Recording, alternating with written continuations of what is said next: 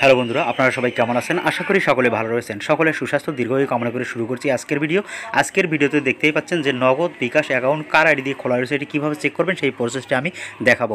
তো সেই জন্য সকলকে রিকোয়েস্ট করবো সম্পূর্ণ ভিডিওটি দেখার জন্য। তো নগদ বা বিকাশ অ্যাকাউন্ট কার আইডি দিয়ে খোলা রয়েছে এখন আপনার মনে নেই, সেটাই মনে করে দেবো আমি আজকের ভিডিওতে। তো আজকের ভিডিওতে প্রথমে আমি দুইটি পদ্ধতি দেখাবো। প্রথমে একটি পদ্ধতি দেখানো হচ্ছে। তো প্রথম পদ্ধতি হচ্ছে আপনার প্লে স্টোর ঢুকবেন, প্লে স্টোরে ঢোকার পর একটা সেলফিন অ্যাপস নামাবেন, সেখান থেকে আপনি সেলফিন অ্যাপস একটা অ্যাকাউন্ট করে নেবেন। তো আমি করে নিচ্ছি। সেলফিন অ্যাকাউন্ট করে নেওয়ার জন্য পুরো ভিডিওটি যদি দেখাই তাহলে কিন্তু ভিডিওটি লং হয়ে যায়, তাই আমি সামান্য একটু দেখাতে যাচ্ছি। তো এভাবে করে নেব, করে সেলফিন অ্যাকাউন্ট করে নেবার পর সেলফিন অ্যাকাউন্টে প্রবেশ করব। সেলফিন অ্যাকাউন্টে প্রবেশ করার পরে দেখবেন এরকম একটা ইন্টারফেস আসবে। এখান থেকে দেখতে পাচ্ছেন অ্যাড মানি এবং ফান্ড ট্রান্সফার। তো আমি ফান্ড ট্রান্সফারে ক্লিক করলাম। ফান্ড ট্রান্সফারে ক্লিক করার সঙ্গে সঙ্গে একটা ইন্টারফেস চলে আসবে, ঠিক এরকম ইন্টারফেস আপনারা দেখাচ্ছি আমি। তো ফান্ড ট্রান্সফারে ক্লিক করে এরকম ইন্টারফেস আসবে। নিচে দেখতে পাচ্ছেন বিকাশ এবং নগদ।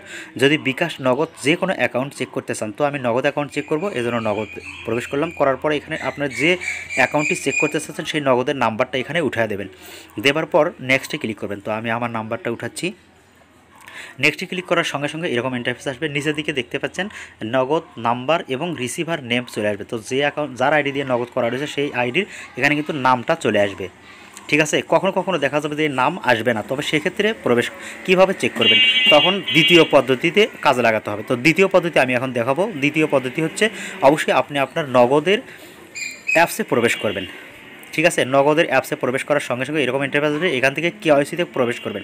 কেওয়াইসিতে প্রবেশ করলে আইডি কার্ড দেখাবে, অথবা আইডি কার্ড না দেখালে এই যে পরবর্তীতে ক্লিক করে দেবেন নিচের দিকে। পরবর্তীতে ক্লিক করার সঙ্গে সঙ্গে আইডি কার্ডের নাম্বার এবং জন্ম তারিখ দেখা যাবে।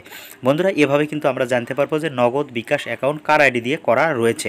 খুব সহজে জানতে পারবেন এভাবে। ঠিক আছে, যদি ভিডিওটি আমার ভালো লেগে থাকে তো অবশ্যই ভিডিওটি শেয়ার করবেন, লাইক করবেন এবং কমেন্ট করবেন। তো কমেন্ট করে জানাবেন আরও ভবিষ্যতে কী ধরনের ভিডিও চাচ্ছেন। খোদা হাফেজ।